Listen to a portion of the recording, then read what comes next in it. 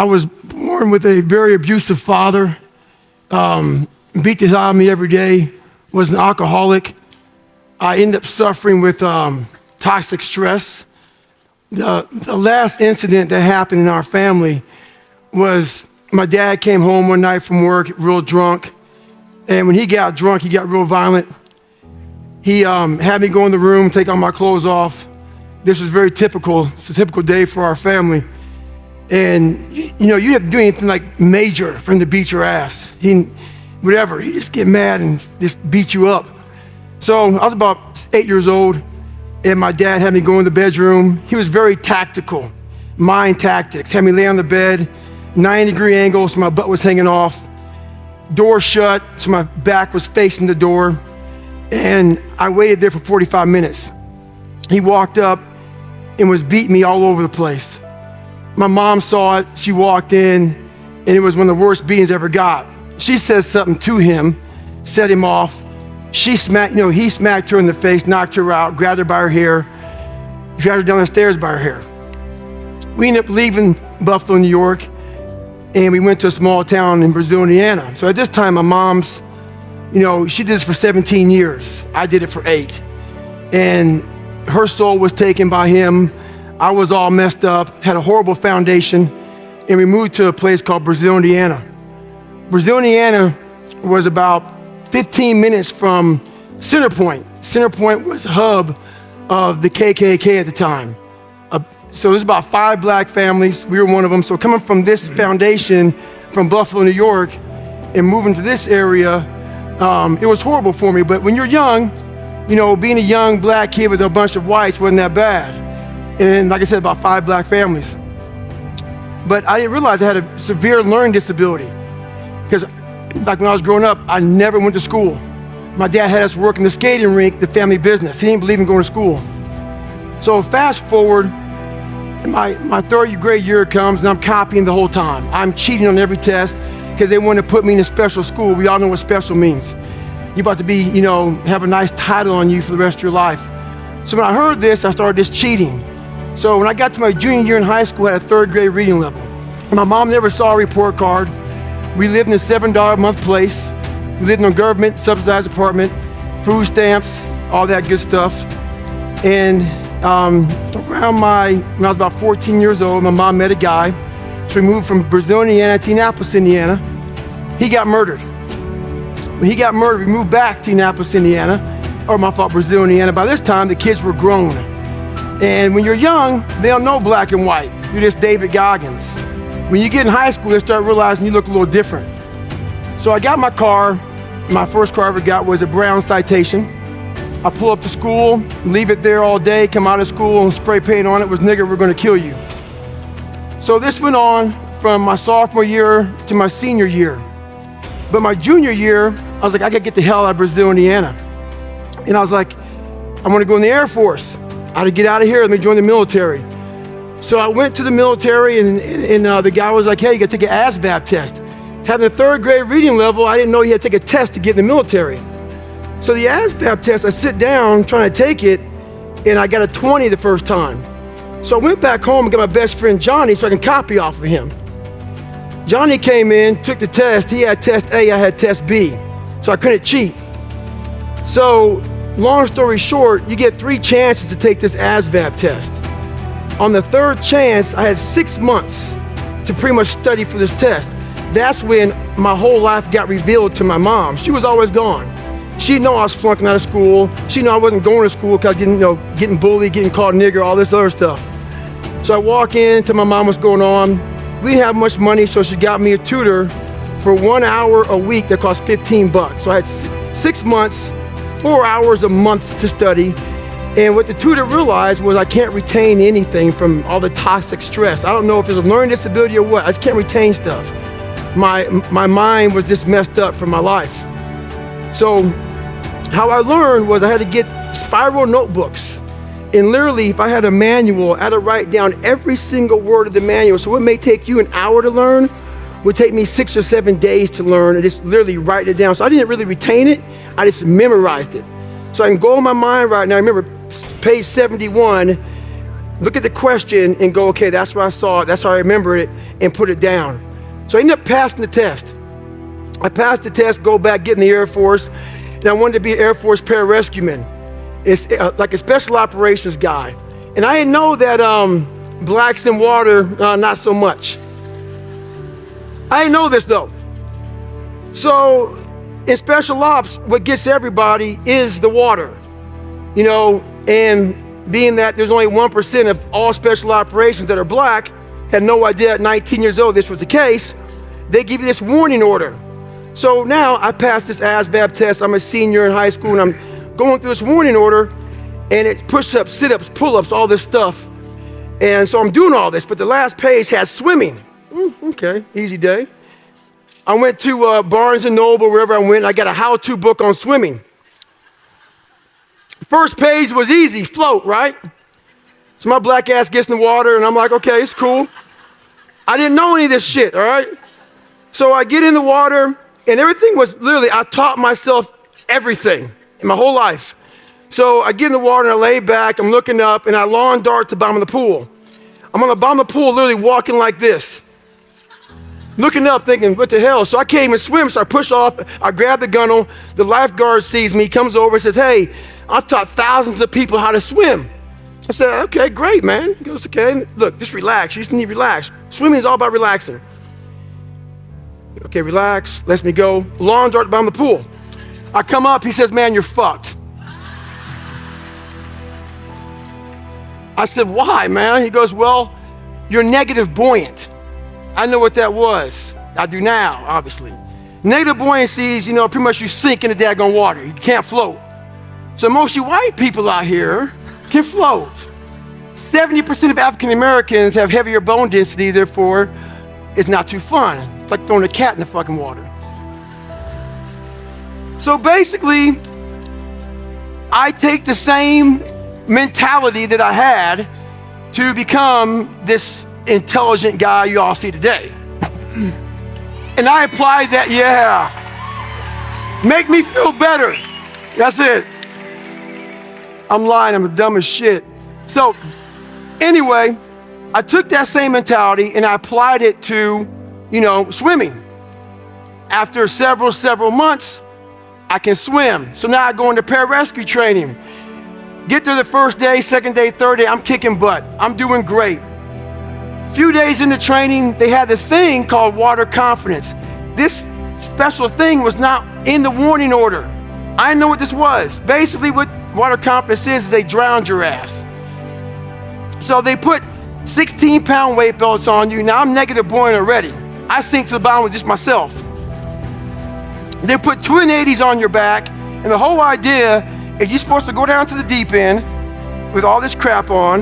You have your fins on your feet, and there's a side of the pool. You're at the bottom, you know, so it's 10 foot. You're supposed to bound up. You can't swim up, jump up, get up, and they say switch. You take your fins off your feet, put them on your hands, and this is all you can do to get up. So I would literally get like this high, and here's the water, and here are my lips. This is all I was getting for air.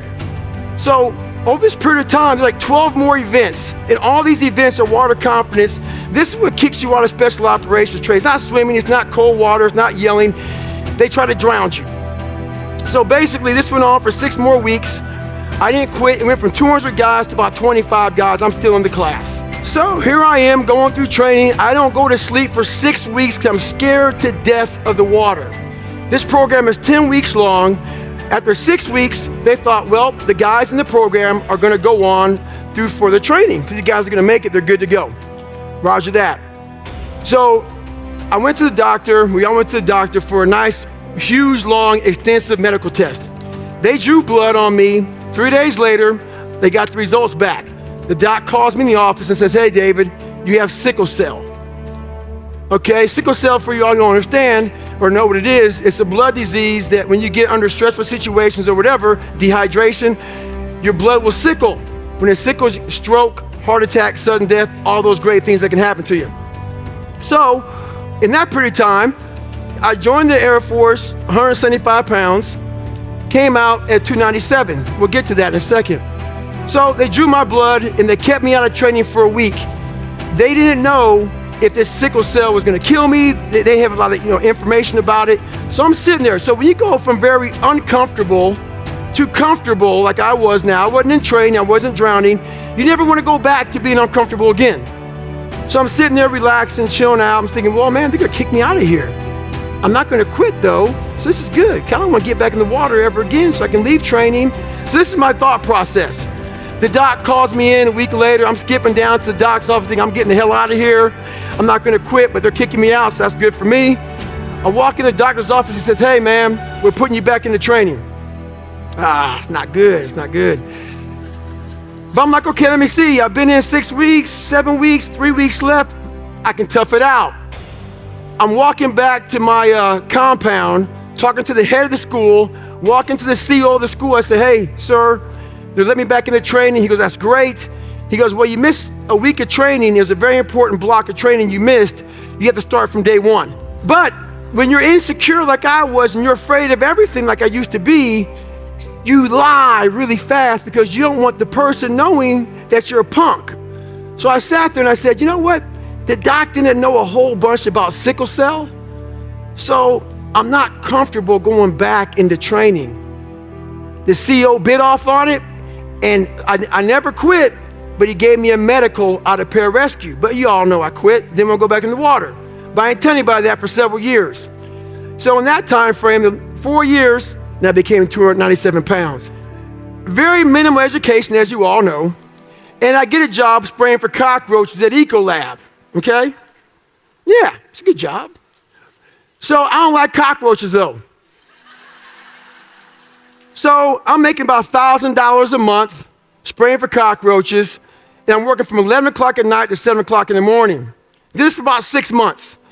And my nightly, so at 7 o'clock in the morning, I would go to Steak and Shake, my last stop, spray them down, get a large chocolate milkshake, go across the street to 7-Eleven, get a box of mini donuts, chocolate donuts, because I had a 45-minute commute home. I was depressed and food felt good. So I'm driving home, sipping my shake, eating my donuts, chilling out, listening to the radio. I get home this day, my routine was to get home, walk in the door, turn the TV on, walk in the back, start taking a shower.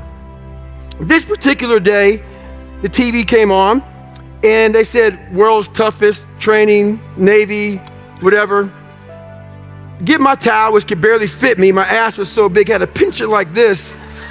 So I come back down, I sit down, and all this shit just falls out.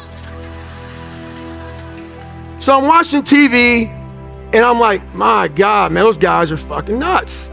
Carrying boats and logs, guys going through SEAL training, and wet and sandy, getting cold, jackhammers, snot bubbles, chafed up, guys ringing the bell, just quitting left and right. At the end of the show, this commanding officer comes up at graduation. There's 22 guys that made it through, and the commanding officer says, we live in a world where mediocrity is often rewarded. These men detest mediocrity. And I sat there and I had time to reflect back on my life. Being bullied, coming from nothing, learning disability, messed up foundation. Life isn't fair at all, at all. So what are you gonna do about it? I knew that no one was coming back to help me. No one was gonna miracle me to be somebody special. Everybody that called me nigger, my dad, my mom, all my situations were on me now, and solely on me. So I had to start developing an indestructible mental toolbox. So I sat there on that couch and I realized, man, I am a piece of shit. And even though the world helped me get here, my false reality helped me even more. And listening to somebody else's dialogue further helped me get here. So I sat there and I had this bright idea, being 297 pounds, to go be a Navy SEAL. So the bright idea happens, 297, I watched this show, I finished my chocolate milkshake, and I said I'm gonna be a Navy SEAL. So now the next 2 weeks, I'm calling these recruiters up. And then so these guys are used to getting studs that wanna be a Navy SEAL, not a 297-pound fat guy. So I'm calling the guys up, hey man, I wanna be a Navy SEAL. Okay, blah, blah, blah, blah, blah. We get to the last question, how much do you weigh? 297, dial tone. Call somebody else. This went on for 2 weeks. So I call a guy named Steven Saljo. last guy, I was giving up. Steven Saljo was so busy, Navy recruiter, said, come on in, I don't have time to talk to you. So I'm driving in after work, chocolate milkshake in hand. I put my shake down. He looks at me and says, please don't tell me that you are David Goggins. I said, yeah, man, I got right here in my shirt, Goggins. He said, yeah, I'm being a smart ass. And he goes, man, you're fat and you're black. I said, man, you're an observant motherfucker. Sorry, I cussed a little bit because my life was hard. So I don't want to water it down. I'm real. I got about 5 more cuss words before I get cut off though. So I sit there, he's laughing at me. I'm looking at him with a straight up stoic face, like, look, man, I'm being serious. So he humors me, takes me back to the scale. I step on the scale. So in front of the scale, I had a nice big chart. It was a height weight chart. So to give the Navy, I could be 6'1" and 191 pounds. That was it. I'm 297, he writes it down. He goes, man, you're a big boy. And he starts writing stuff down. He gets these huge manuals out and brings them out. You were in the Air Force before? Yeah, how many years? 4.5. He's doing all these figures, calculating stuff up. How old are you? I'm 24 and a half years old. Okay, blah, blah, blah, doing this. Next thing I know, he goes, hey, the only program we can get you in to be a Navy SEAL is about to end in 3 months. You have to drop 106 pounds in 3 months. Roger that. I got my chocolate milkshake and walked out. So here I go back to work, and I'm spraying for cockroaches at Ecolab, and I'm chilling out, and I'm like, you know what, man, maybe I can just be the best Ecolab guy in the world. And I'm spraying for cockroaches, and I never really looked for cockroach areas, so I was spraying. So there's these holes in the wall where you're supposed to find a hole in the kitchen, and it's supposed to find a column, and that goes along, and it kind of flushes out the cockroaches. If you find the right column, it's pay dirt. It's called the money spot. So I have my wand in this place I'm talking about. I can't talk about it because it's, I signed a confidentiality agreement, okay? But it's called Old Country Buffet. So I'm spraying for cockroaches, and if that's filmed, I'm killing you. So I'm spraying for cockroaches, and my brownie falls because they had some good ass brownies. So I pick up my brownie, and as I pick it up, I felt stuff. And I keep my head focused on the brownie. And I'm thinking, there's no way in hell I found that. And as I'm bending over, I had a big ass. And my mom would put socks. She would sew socks in my ass and that ripped out. And so I'm sitting, it was a bad time in my life. And I stayed in this position for a while, and I put my hands down here and stuff's just falling on my neck. And I look up at the tile and it's open and stuff just is crawling around and falling around. I hit the money spot, people, all right? So I get my canister real slow, and I'm trying to shake my shirt out. I get my canister, I take my mask off, and I leave it there, and I get in my car, I start it up, I sit there for a second, and I drive home, and I quit my job. So, yeah, done. But now, what am I gonna do? Your best work has to come when you're least motivated. Where does that come from? It comes from basically, I had to stop thinking normal. I had to stop thinking normal. I can no longer be a common man walking around doing common things. But no one taught me this stuff. It wasn't like I had, I paid a trainer to come train me. Jenny Craig didn't come down and miracle my ass. None of this happened. It was on me. And that's what you have to realize. Everything you do, you may have some support, you may not, but it's on you.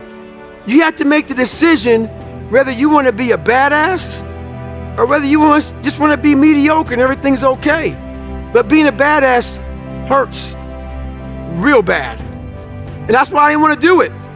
So over the next 2.5 months, I won't bore you with details.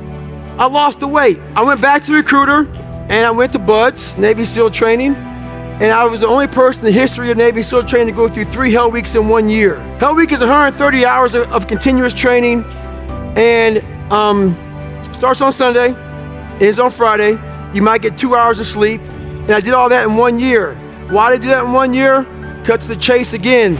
There was an old crusty commanding officer named Captain Bowen. Captain Bowen was an old Vietnam vet. This was his last tour of duty. And he believed, so over 70 years this training's been going on. He believed no matter where you were at, you will start from day one if you don't make it through. So I get to Wednesday, ruptured hernia. Back to day one, week one.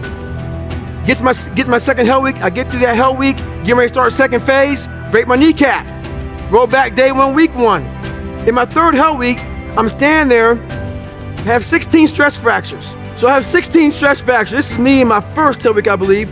So I have 16 stress fractures. I'm on my crutches. I'm looking at him, and he says, Goggins, this is your last time you're going through training. You have 4 classes to get better. So I got hurt in May, had to come back in January from a broken kneecap, all kind of crap. Stress fractures, totally jacked up. So how I did it, I actually came back. Stress fractures don't heal really well.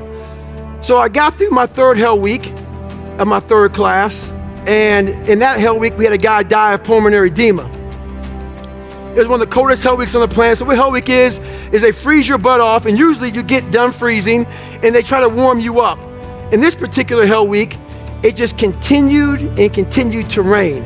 So we never got warm. He ended up dying Wednesday night of pulmonary edema.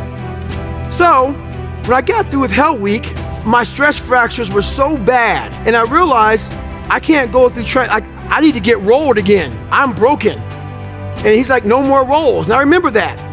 So at this hell week, I said to myself, man, I can't even walk. I was on crutches again, but after hell week, you get walk week. And after walk week, you have 20 more weeks of getting your butt kicked. So I had a plan. My plan was to show up at 3:30 in the morning, put my black sock on, go on my dive cage, and get duct tape. And I would literally cast my feet up to the mid of my calf.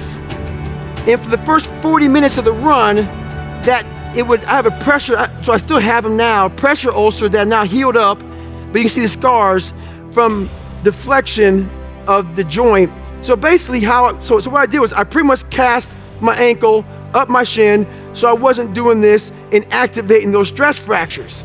So I ran on my hip flexors. For the first 45 minutes, the pain was so excruciating, but then after that, it would subside. And I would be able to finish the day out. The pain would come back. So I get done with SEAL training. I gained the weight back. I'm about 250 pounds. And have you guys heard of the story Lone Survivor? Marcus Luttrell is a great friend of mine. We speak on the Patriot Tour together. I went through Bud's training with Danny Dietz, Michael Murphy, Axe, and also Marcus Luttrell.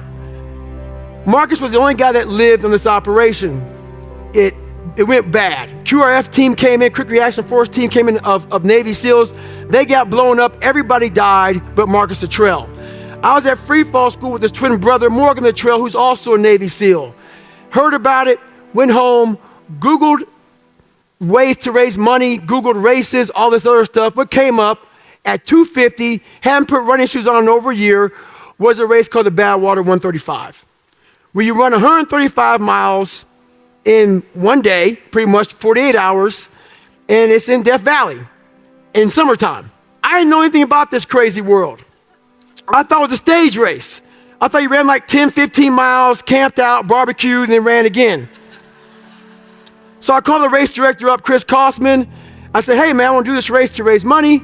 He said, have you ran 100 miles before? I said, what, in the calendar year? He said, no, in one day. I called him up on a Wednesday, and he says, you only have 2 more races to qualify for my Badwater race. And basically, you have to run 100 miles in 24 hours. The race right there in San Diego that Saturday was called the San Diego One Day, where you run around a 1-mile track for 24 hours. Haven't run it in basically a year. I said, hey, I'm gonna do it. I'm a Navy SEAL. Bad idea. Go to Walmart, get a blue lawn chair, Ritz Crackers Mileplex, and that's my nutrition, people, for 100 miles. Pretty stupid, right? I have my ex-wife out there with me. She's crewing me. I get to mile 70. When you get to mile 70 and you haven't run past 20 miles in your life and you sit down for the first time, what do you think happens? Pretty jacked up, right? Yeah. Well, I'm looking at 3 of my ex-wife And I'm sitting there, she's looking at me, I'm looking at her, and I said, I'm kind of making it very abbreviated. In the book, it's a lot more than this, but I'm gonna abbreviate it real quick. I asked her if she loved me. She said yes. Why? I said, 'cause I'm gonna take a shit on myself right now. Because I couldn't stand up because my blood pressure was all messed up. Started peeing blood down my leg. She's a nurse, so she's freaking out. And there's one thing a black man never wants to hear, ever. She said, you're starting to turn white. So this is where the 40% rule comes in, people. Worst shape my entire life. I've been through Ranger School, Delta Force selection twice, 3 hell weeks, all this crap. This is the worst pain I've ever been in. To this day, I'm 43 years old right now. I did 21 years in the military. I've done 60 ultra races, pull-up records, all kind of stuff. This is the worst pain of my entire life to this day. But this is when I had to realize one thing. I had to break this humongous thing down to very small. All I put in my mind was, let's not quit yet. I'm gonna quit, but not yet. So I sat there, I can't stand up, so let's get some nutrition. All right, I'm not dizzy anymore. Let me clean this crap off me, okay? I need some food. I'm gonna quit after I eat a peanut butter and jelly sandwich. All right, but not yet. Let me see if I can stand up. Stand up, maybe I'll quit. Let me see if I can walk to the car. There's the car, it's a 1 mile track. I'll walk past the car, I'm just gonna get back to the chair. I'm not gonna quit yet. I kept this mindset the whole time. I ended up doing 30 more miles. Did 31 miles, truthfully, after that. I did 101 miles in 19 hours. If you drive in the car may say 130 miles an hour. The factory puts a governor on it, so you only go 91. So you're sitting there when to race somebody, they have no governor. They're fine, boom. You can't, because every time you get to 91, the car starts doing this. We put a governor on our brain, and the second we get to that governor, our bodies start doing this. Oh, this sucks, this is uncomfortable. No, let's go this way, let's stop. It starts giving you all these questions that we cannot answer. If you can't answer the questions your brain is asking you, you quit. If you have the answers to those questions of why the hell am I out here, and you give it a quick answer, the brain starts shutting up because it knows why we're doing what we're doing. I started figuring these things out in my life. So we have this governor on our brain, and how you start pushing past that governor, start realizing your brain has the tactical advantage over you. Why? Because it knows your insecurities. It knows when you're lying, it knows your fears, it knows everything about you. And whenever those things start, like right now, I'm scared to death up here. Why? When I was in 6th grade, I was in a play, and I stood up in front of a whole bunch of white people that probably didn't, I was being judged in my mind, scared the shit out of me. And I stuttered severely bad. I knew I stuttered bad. My line was this long. It's like hello or some shit. And I stood up for everybody, and I was like this. And I walked off stage. So when I walk up in front of 1,200 people, it's still there. My mind's telling me, go, run off the stage. I have to tell my mind something different. I have to remember my resume, what I've been through, that all of you in here are just as fucked up as me. We post our real life, never on Instagram. We post the life that we want to have out there. That's not me anymore. I'm gonna tell you exactly about me, who I am. That's how you get better. That's how you fix yourself. That's how you grow. I'm gonna move on real quick to the very end of my story. I could be up here for a long time, but I need some questions. I did everything I talked about up here. I ran 205 miles. I ran 7,000 miles in 2007 to raise $2 million for Special Operations Warrior Foundation. Thank you. I did it all with a hole in my heart, the size of a dime. So basically, I was sick as hell, and I didn't get into all of this. Once again, all these stories in my book with all these takeaways that I have that, I'm not a theorist, people. There's a bunch of people who are theorists who go to the library, study the mind. They study it in a book. I studied it by being a practitioner. I put my mind in hell, and I realized how it was thinking. And I figured out tools and tactics on how to get through it by being in it, not by studying it, by being in it. And literally, that's how I started callousing over. So I did 67,000 pull-ups in 9 months, and it calloused my hands. It calloused my hands real good to protect my hands against the bar. I started learning how to callous my mind, to callous over my victim's mentality. And that's what I did.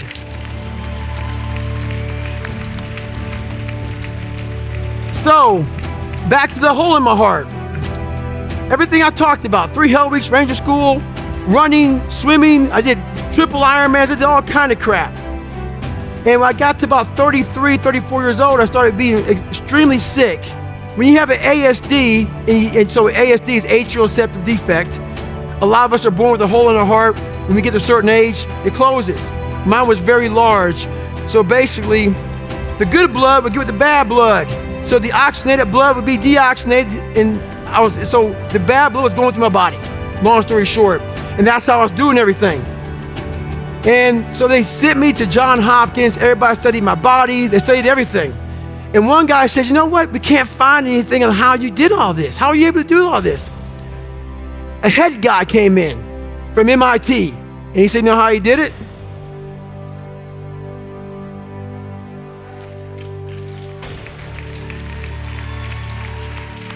Understand something, people. We are leaving a lot on the table. My book is called Can't Hurt Me. Why is it called Can't Hurt Me? Life isn't fair. We have to understand that. It shouldn't be fair. It's a trial ground, it's a testing ground. It's built to make us harder. It's built to make us as strong as we can, to test us, to drive us. So, mentality is the only thing that gets us through life. I was an underdog. We are all underdogs in life. Even the baddest person in the world should think that way. So you should always have I've never arrived mentality. And the can't hurt me mentality is no matter where you come from, the sewer or wherever you think you're from. When I got out of the sewer, I got to the road and looked around and said, can't hurt me. Nothing should be able to hurt you. If you believe that, it starts to become true.